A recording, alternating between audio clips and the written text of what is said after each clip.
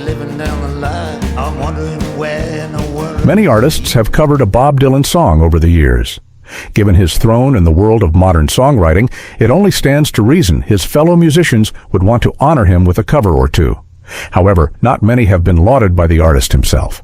In fact, there is only one that Dylan credits as being performed better than the original, Bruce Springsteen's rendition of Knockin' on Heaven's Door. Knockin' on Heaven's Door is one of Dylan's most visceral efforts.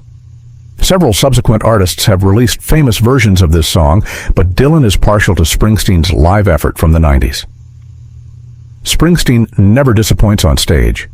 His career was built around being a spectacular live act. Springsteen's live take on this Dylan classic was unsurprisingly a hit with the crowd. Though this song has a slow tempo, Springsteen didn't sacrifice a morsel of energy.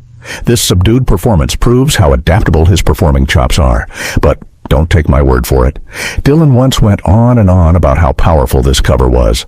For a man who is notoriously loose-lipped when it comes to compliments, he was certainly out of character in the quotes.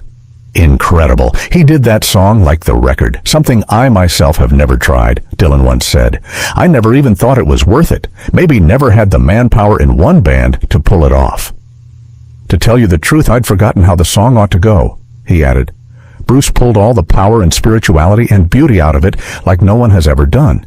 He was faithful, truly faithful to the version on the record, obviously the only one he has to go by. I'm not a nostalgic person, but for a second there, it all came back.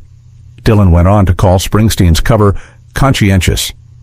It's not a word you hear often when talking about a performance, but it sums up how honored Dylan felt about this cover nicely.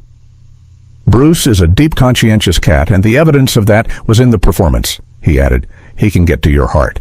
My heart anyway.